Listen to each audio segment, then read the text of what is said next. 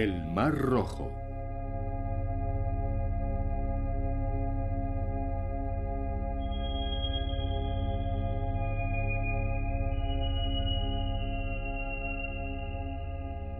El Mar Rojo. Un paraíso de Oriente. Un lugar silencioso, poderoso y diverso. El Mar Rojo es conocido por su alto contenido en sal, lo que favorece las aguas cristalinas. Las algas no pueden desarrollarse con facilidad. Por eso sus abiertos arrecifes de coral se consideran un lugar ideal para el buceo. Aquí podemos encontrar una sorprendente vida marina. Hay muchos bancos de peces coloridos, los famosos peces payaso, percas, morenas al acecho, extraños peces globo y, por supuesto, elegantes tortugas. La mayor atracción son los reflejos del sol en el arrecife de coral.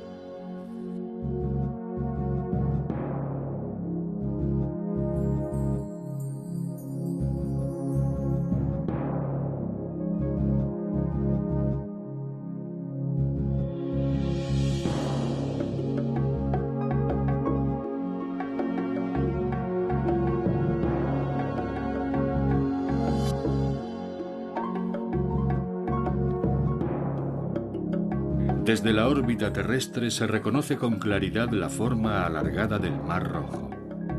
Es un mar estrecho de 2.240 kilómetros de largo, con una profundidad de hasta 2.604 metros, que bordea la India y se sitúa entre el noroeste de África y la península arábiga. El Mar Rojo contiene unos 200.000 kilómetros cúbicos de agua. Se extiende sobre una superficie de 438.000 kilómetros cuadrados y el agua tiene una profundidad media de 538 metros. ¿Por qué se llama Mar Rojo? Es una buena pregunta. Existen varias interpretaciones desde la antigüedad. Por un lado, las cianobacterias crecen en esta extensión de agua. Ondean justo debajo de la superficie. En la época de floración se vuelven rojas. Por eso el agua parece roja si se mira desde arriba. Pero esta planta no está muy extendida. Otra explicación para el nombre podrían ser las rocas rojas en la costa del Mar Rojo. Son rojas porque contienen óxido férrico, que les aporta ese tono. Según la leyenda, las rocas se han vuelto rojas por el calor del sol. El Mar Rojo también podría haber adoptado su nombre de los marineros iraníes que usaban colores para denominar los 4 puntos cardinales. El color del sur era el rojo. El mar es geológicamente muy joven. Se creó hace 25 millones de años por la separación de las placas continentales de África y Asia. Después, la grieta se llenó de agua de mar y nació el Mar Rojo. La deriva constante de estas placas tectónicas hace que el Mar Rojo se ensanche 1,2 centímetros de media al año. El sur del Mar Rojo es especialmente interesante para nosotros. Allí donde el mar baña Eritrea, Yibuti y Yemen en dirección al Océano Índico. En esta zona hay un lugar estrecho donde el mar solo mide 29 kilómetros de ancho y 130 metros de profundidad. En este cuello de botella natural se produce un lento intercambio de agua que provoca un alto contenido de sal. En estas condiciones, el plancton y las algas no se desarrollan con facilidad y las aguas se vuelven cristalinas, como podemos observar desde la orilla. Pero debajo del agua, la vista es mucho mejor que desde cualquier otro lugar, como estamos a punto de descubrir.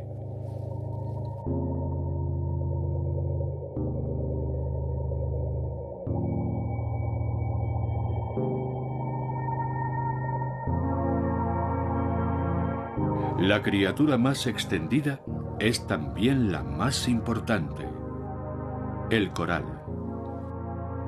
Los corales de fuego y las madréporas, los corales pedregosos, son los mayores constructores del gigantesco arrecife del Mar Rojo.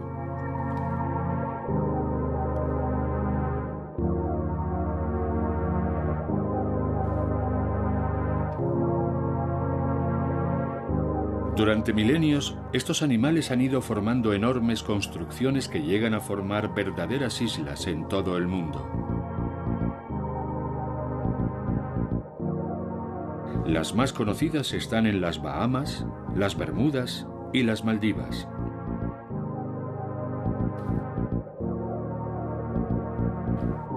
Esto se produce porque los corales, que pertenecen al grupo de los nidarios, excretan perpetuamente piedra caliza.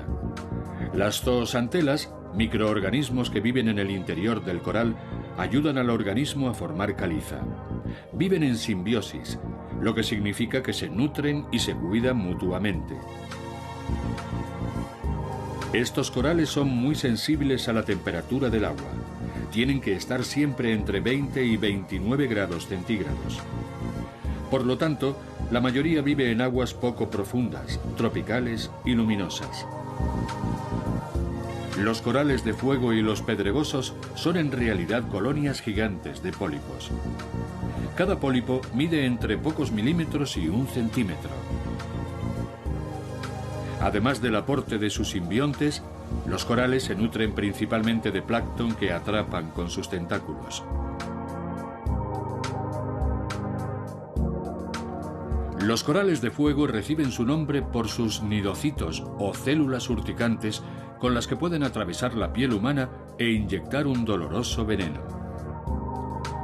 Los síntomas son comparables al contacto con una ortiga, pero el dolor puede persistir entre 2 días y 2 semanas. Las heridas pueden dejar marcas visibles para toda la vida. Por eso, los buceadores tienen que poner mucha atención para no caer en el error común de confundir los corales de fuego con algas. En cuanto a su distribución entre animales sésiles, los corales de fuego son un éxito.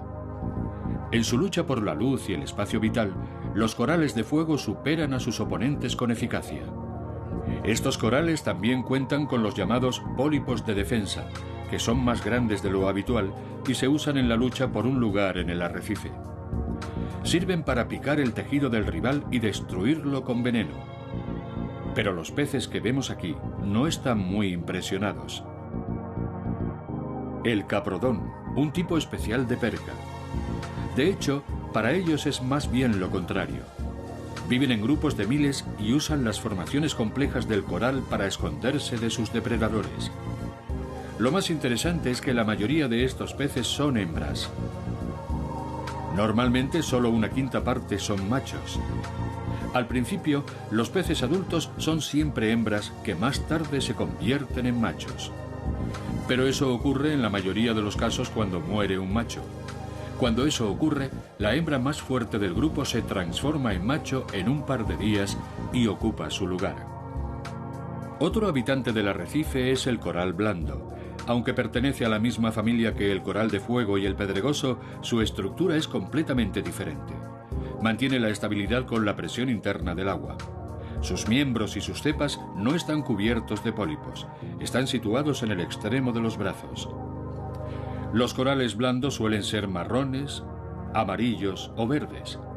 Si viven en la sombra, tienen un color rojo, naranja o morado chillón.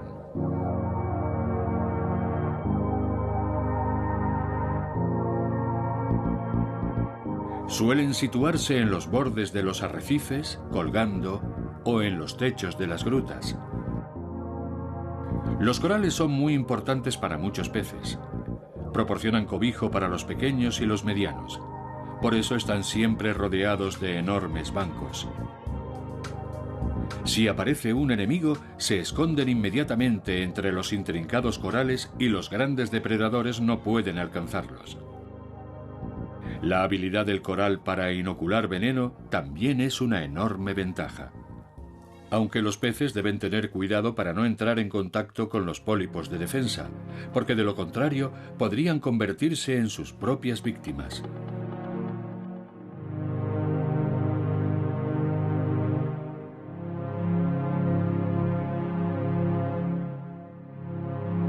Debido a las barreras naturales y al entorno que influye en estos animales de una forma especial, se han desarrollado muchas especies endémicas que no se encuentran en ningún otro lugar aparte del Mar Rojo a lo largo de millones de años.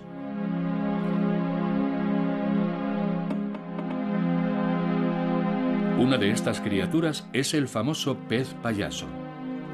Este género también se conoce como pez payaso del Mar Rojo.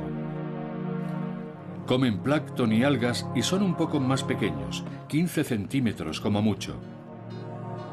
El pez payaso vive junto a las anémonas en supuesta simbiosis. Eso significa, como acabamos de aprender con los corales, que dos especies diferentes se benefician de vivir juntas. Sorprendentemente, los peces payasos son capaces de vivir con las anémonas a pesar de que sus nidoblastos son tóxicos. ¿Por qué no afectan al pez globo? Muy sencillo. Posee una capa mucosa que lo protege del veneno mortal. El pez payaso protege a la anémona expulsando a los depredadores como, por ejemplo, el pez mariposa. Por su parte, la anémona protege al pez payaso de sus depredadores, que pueden llegar a ser criaturas de extraña apariencia como el pez corneta. Algunos pueden llegar a medir más de 1 metro. Estos depredadores esperan discretamente en el agua para cazar repentinamente peces más pequeños. Por eso son bastante tímidos y salen corriendo en cuanto ven a un submarinista. Sigamos nuestro viaje debajo de la superficie del agua en busca del pez más vistoso del arrecife de coral. Y aquí vemos un pez ángel real. Son un poco más grandes que los peces payasos, unos 60 centímetros. El pez mariposa del Mar Rojo es uno de los peces más llamativos del arrecife. Se distingue de otras especies semejantes y de otros peces mariposa por su color. La mayor parte del tiempo vive en pareja y, a veces, en pequeños grupos también. Otro pez del Mar Rojo que pasa inadvertido es el pez murciélago. Es bastante plano y alto, pero a medida que crece va adoptando forma de disco. Una característica de su color son las bandas verticales marrones. Gracias a este contraste, algunos depredadores no pueden reconocer la forma del pez con facilidad y piensan que son hojas ondeando en el mar. Cuando son más adultos parecen más plateados y grises, así que pasan todavía más inadvertidos. A pesar de su discreta apariencia, el pez murciélago es muy activo y curioso. Los buceadores suelen encontrarse con los peces murciélago mordisqueando el equipo de buceo o atrapando las burbujas de ascenso. El pez estandarte escolar debe su nombre a su hábito de desplazarse y convivir en grupos. Sus colores principales son el negro, el blanco y el amarillo.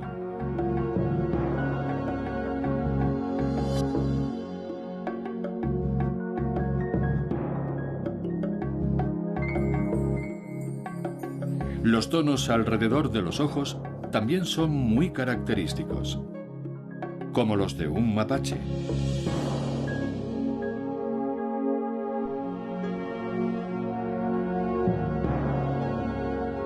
Aquí vemos a un pez ballesta de margen amarillo. Esta especie vive en solitario o en pareja. En época de cría construyen grandes cavidades de hasta 2 metros de diámetro, en los que la hembra deposita hasta 500.000 huevos.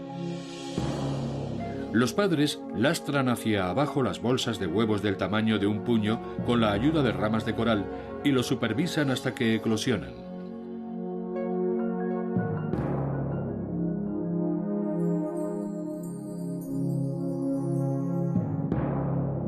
Hay muchos tipos diferentes de pez lija.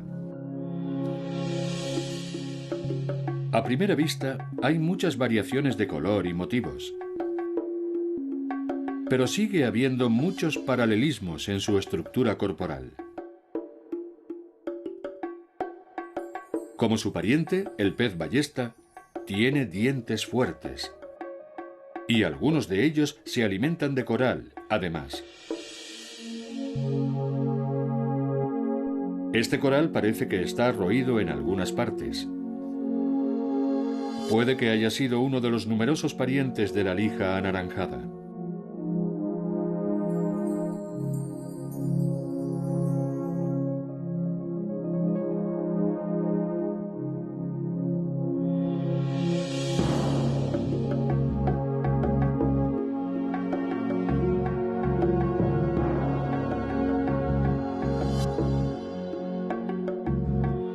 Muchos habitantes del arrecife se alimentan también de algas o de otras plantas flotantes, si se presenta la ocasión.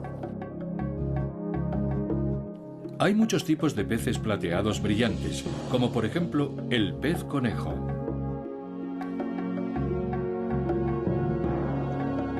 El mero gigante es un verdadero coloso.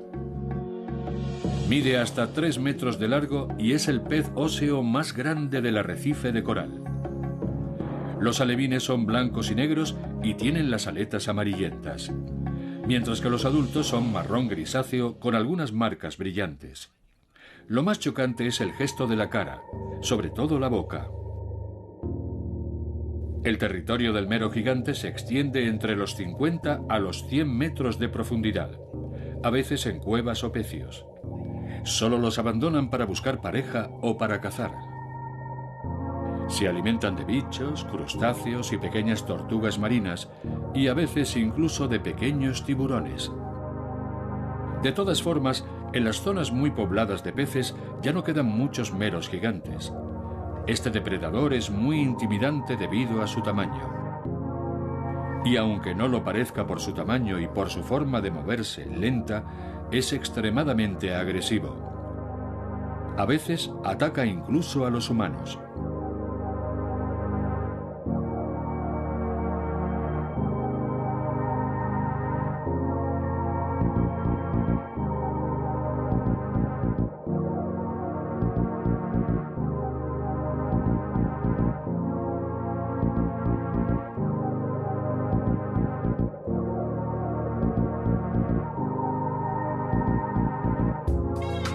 A 35 metros de profundidad encontramos al pez ballesta negro.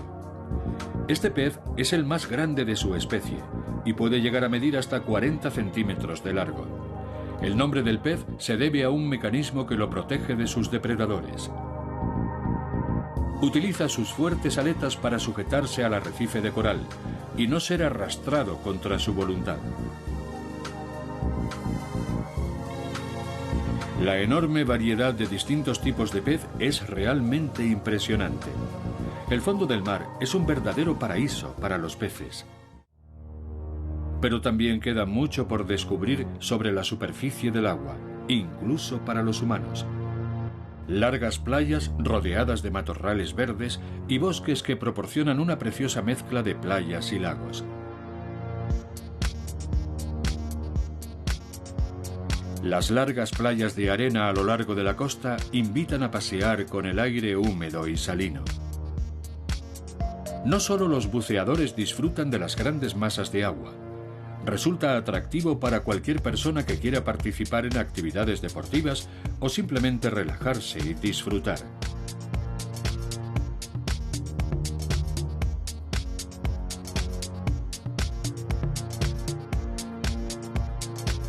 Los interesados en navegación o en actividades acuáticas a motor pueden descubrir todo tipo de yates, lanchas motoras y motos de agua.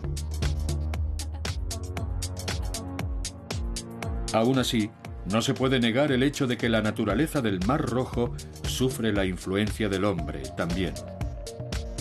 Sobre todo, las aguas residuales contaminantes o la pesca salvaje hacen mucho daño al ecosistema. Otro impacto pernicioso del turismo es el anclaje salvaje. Las anclas desgarran partes del arrecife de coral y lo destruyen. El turismo de inmersión también ha tomado unas dimensiones abrumadoras. Sin embargo, las iniciativas por la conservación de la naturaleza, las zonas protegidas y otras restricciones ya han provocado un cambio significativo. Pero la gente necesita hacer un esfuerzo mayor para vivir en comunión con la naturaleza, porque algunas especies del Mar Rojo están en peligro. Una de ellas es la preciosa tortuga marina. Uno de los habitantes más grandes del Mar Rojo está pasando por delante de nosotros, la tortuga marina. Aunque mide más de 1,5 metros y pesa más de 200 kilos, consigue flotar suavemente en el agua. Se encuentra realmente en su elemento. La tortuga marina parece que planea en el agua, como un pájaro en el aire. Aunque se puede desplazar en la tierra, pasa la mayor parte de su vida debajo del agua. Las tortugas marinas no son fieles a un hábitat, lo que significa que no tienen un lugar específico donde vivir. Cada año recorren enormes distancias en el mar. Cuando son todavía jóvenes, se alimentan de cangrejos, medusas y huevas. Pero cuando son adultas, se convierten en vegetarianas. Las tortugas marinas pueden vivir hasta 50 años.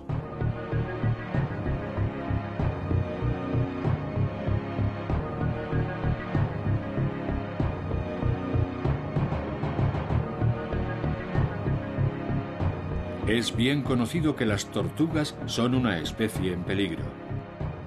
La razón principal es que en muchos países asiáticos se las considera una exquisitez y fabrican joyas y amuletos con el caparazón.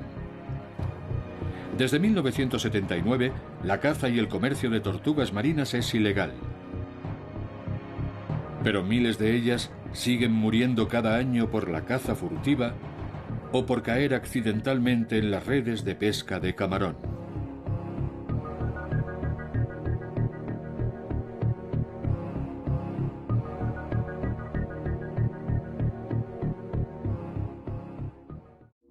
Además de la tortuga marina y de la enorme variedad de peces, las morenas también consideran el Mar Rojo su hogar.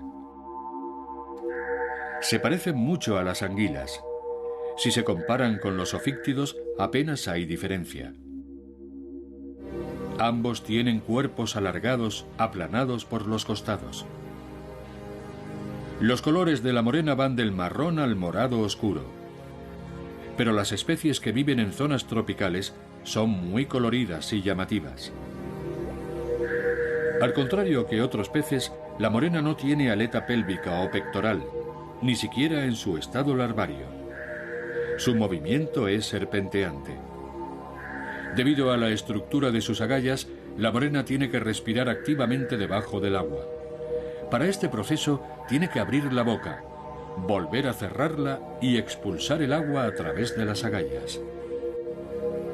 Este comportamiento se suele malinterpretar como un gesto de amenaza por los buceadores inexpertos, que pueden entrar en pánico.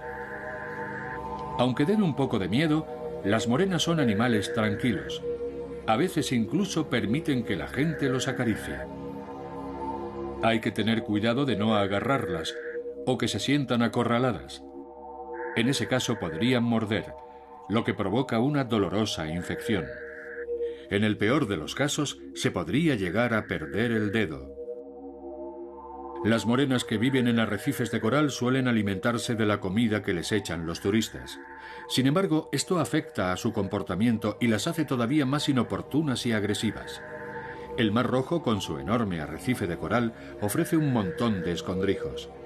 Dependiendo de su tamaño, puede contar con varias guaridas en una distancia de 200 metros entre una y otra. Las especies más pequeñas no suelen abandonar su refugio y solo cazan en sus propias cuevas. Para no cortarse con las afiladas puntas de los corales, tienen la piel recubierta de una fina mucosa. Las morenas son muy fieles a su guarida y solo la abandonan para cazar y reproducirse. Es particularmente interesante el hecho de que las morenas sean nocturnas, lo que significa que la morena puede esconderse en la oscuridad de la noche. Además, la mayoría de sus presas están descansando a esa hora. Pero, ¿los peces duermen realmente?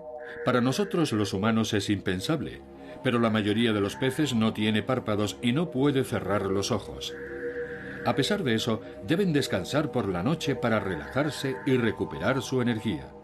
Los arrecifes de coral con tantos escondrijos son excelentes guaridas para que los peces puedan pasar al modo descanso con la consiguiente disminución de la alerta y del tiempo de reacción.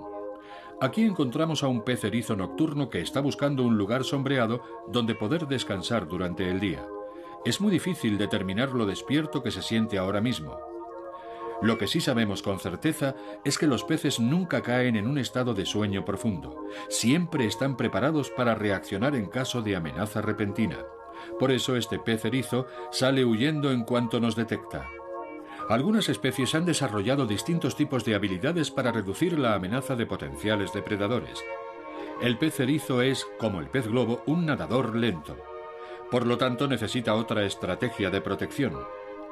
El pez globo, al igual que este tamboril jaspeado, cuenta con una técnica única de protección. Puede hincharse como un globo de agua y hacerse tan grande que no cabe en la boca de muchos depredadores. La raya de arrecife, que prefiere cazar de noche o con la marea alta, se cubre con un poco de arena cuando quiere descansar protegida. Cuando el sol empieza a ponerse en el Mar Rojo, llega la hora de los animales nocturnos, lo que significa que su día empieza cuando empieza la calma para la mayoría de los demás seres vivos.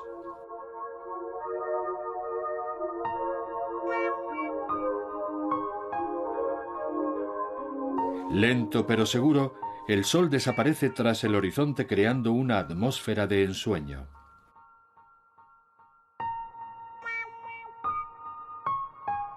Incluso desde la órbita terrestre, la región del Mar Rojo parece sencillamente mágica.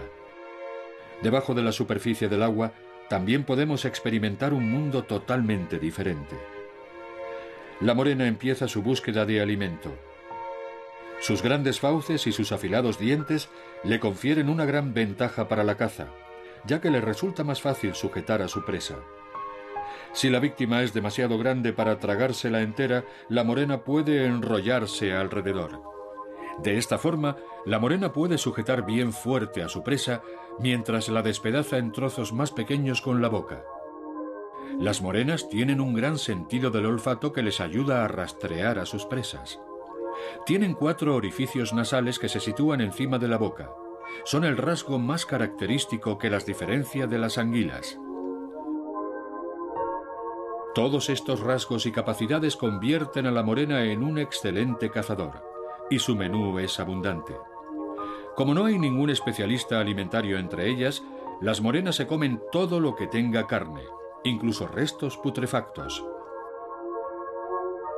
Sin embargo, las morenas más grandes son muy contenidas en su búsqueda de comida y solo salen a cazar una de cada 2 o 3 noches. Otros animales se relacionan con la oscuridad de forma muy diferente. Estos peces ballesta, por ejemplo, se esconden en cuevas y grietas al atardecer. Pueden usar su mecanismo para sujetarse a la tierra y no salir arrastrados por la corriente.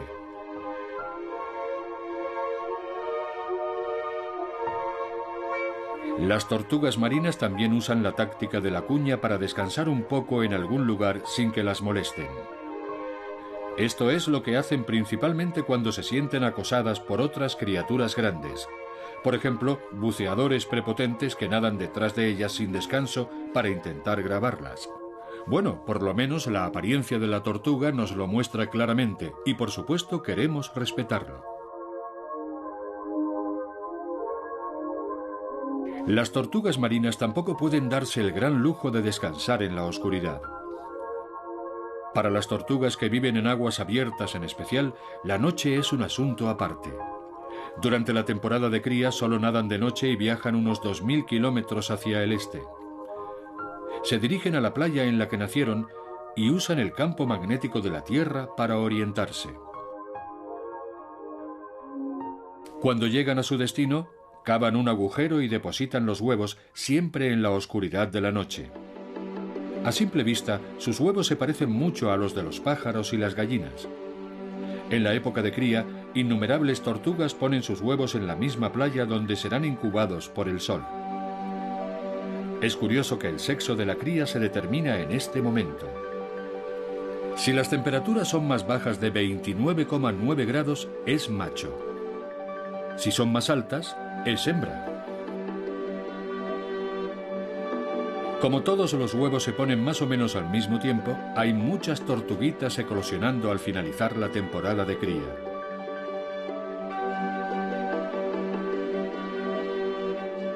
Lo que significa que una mayor proporción tienen la posibilidad de sobrevivir a su difícil y agotador primer viaje hasta el océano, porque en el trayecto se las pueden comer otros animales, sobre todo las gaviotas, pero también los cuervos y otros animales terrestres, como por ejemplo los mapaches.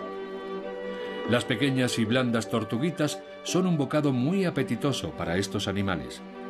Pero como eclosionan todas a la vez, hasta los depredadores más hambrientos se llenan enseguida, porque, obviamente, solo pueden comer lo que les cabe en el estómago. En ese sentido, estas pequeñas tortugas marinas llegarán con suerte al mar y contribuirán a aumentar la disminuida población de tortugas marinas. Cuando vemos a una tortuga nadando, solo podemos desear de corazón que estas maravillosas criaturas sigan en nuestro planeta para siempre.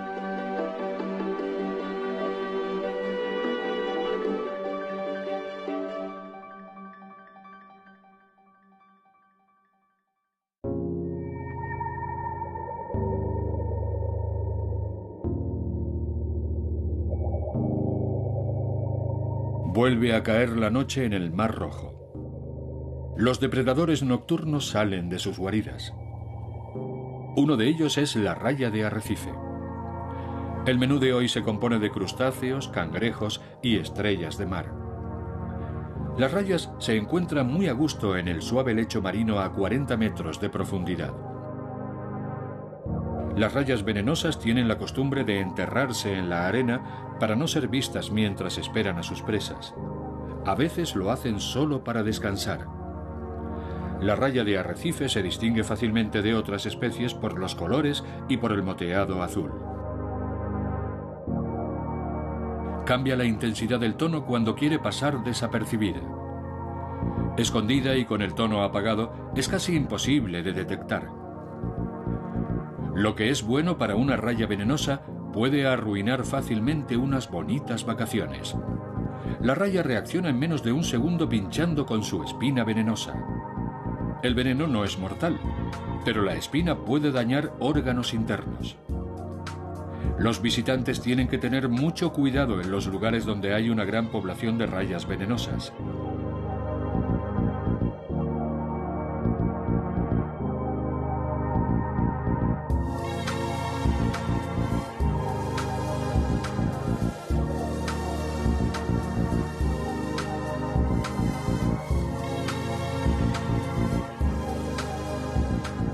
Los grandes parientes de la raya venenosa se comportan de forma diferente.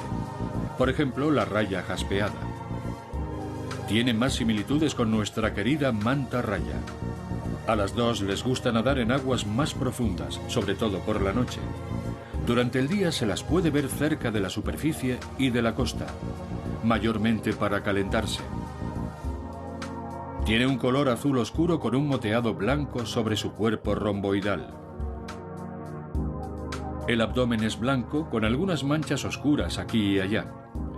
Desde la cabeza hasta la cola pueden llegar a medir 3,3 metros de largo y 3 metros de ancho. En la cola tienen una espina con pinchos para defenderse de sus enemigos.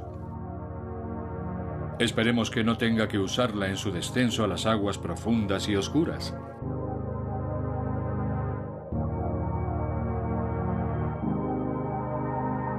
Volvemos a encontrarnos con el pez erizo otra vez.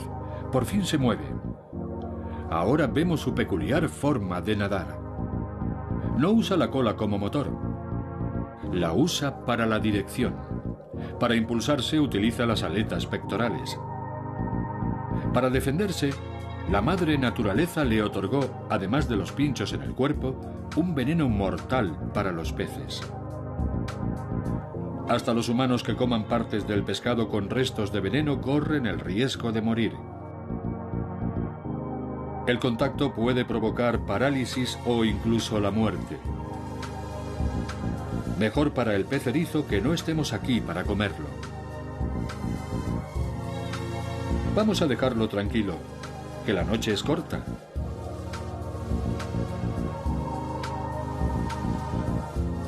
La noche tranquila y el precioso silencio es muy romántico. Hasta la morena se da cuenta y lo agradece. Sale de noche para buscar pareja. Pero, ¿cómo se reproducen los corales? La mayoría de los corales blandos son machos o hembras, pero un pequeño número de ellos es hermafrodita. Dependiendo de la especie, hay dos formas de reproducción. El primer método es la eyaculación de los huevos y del esperma en el agua donde entran en contacto. Las posibilidades de una polinización efectiva son muy bajas. Por eso tiene que estar perfectamente programado y coordinado. En caso de éxito, las larvas flotan en el agua a la deriva. Si aterrizan en arrecifes libres o en piedras, se transformarán en pólipos y empezarán a extenderse en una gran colonia. El segundo método es un poco diferente. El coral solo eyacula el esperma que flota en el agua hasta que se topa con los huevos de otro coral que nunca abandonan el coral. El huevo fertilizado evoluciona hasta convertirse en pólipo. No será expulsado al agua hasta que se haya desarrollado completamente. La hora del día no es un elemento importante para el coral. Cuando sale el sol, muchos habitantes del coral vuelven a su ritmo habitual de cada día. La morena ahora puede relajarse con el estómago lleno y volver a su cueva. Espera a que termine el lábrido limpiador azul. El pez trepa a la boca de la morena para comerse los restos de carne de los dientes. Es una ventaja para los dos. La morena tiene los dientes limpios y el lábrido limpiador azul se alimenta. La mayor parte de los peces que viven en el arrecife empiezan a estar muy activos. En este medio, los peces que van en grupos o bancos cuentan con una ventaja estratégica. No solo los pájaros viven en grandes grupos, los peces también. Pero no todos los bancos permanecen todo el año. Algunos peces solo se juntan durante 2 meses, otros solo cuando la situación lo requiere. Los bancos se dividen en 2 tipos, los regulares y los irregulares. El jurel, el pez mariposa y la catalufa pertenecen al grupo regular. El banco se compone de peces de la misma especie y edad y siempre tiene el mismo número de miembros. Si un miembro se queda solo, se siente nervioso, confuso y desorientado. Justo lo contrario a cuando está en compañía del resto del grupo. Todo está muy bien organizado. Se coordinan comunicándose entre ellos. Por eso la distancia entre los peces y la velocidad se mantiene constante. Los bancos se encuentran en aguas saladas. Viven bajo la presión constante de los depredadores. Los colores están perfectamente adaptados a la vida en comunidad y suponen una gran ventaja para los peces. Su objetivo es despistar a los enemigos. Además de los bancos regulares, también existen los irregulares, que tienen muchas similitudes con el primer grupo. Se les conoce como grupos de peces por su costumbre de reunirse solo cuando hay depredadores cerca. Se pueden encontrar peces de diferentes especies y edades en ese tipo de banco.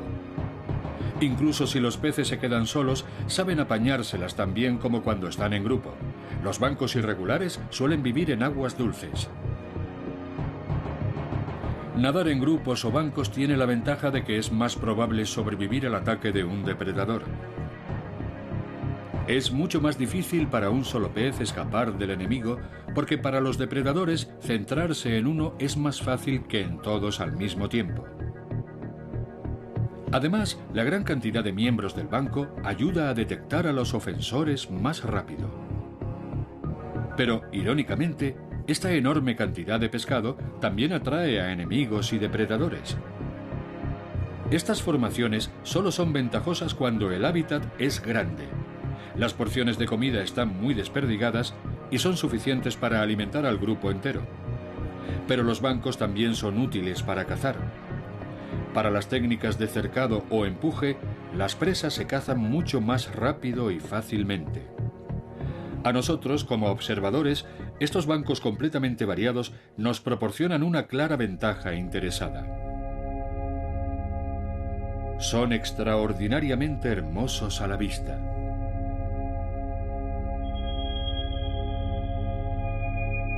Es increíble cuántas habilidades y estrategias se pueden encontrar en las criaturas del arrecife que comparten el mismo hábitat, pero lo usan de formas completamente distintas.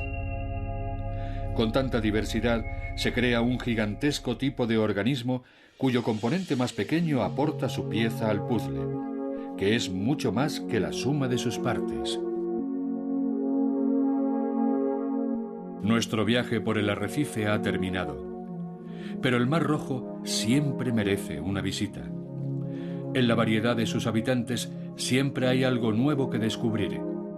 Y dicho esto, adiós y hasta la próxima.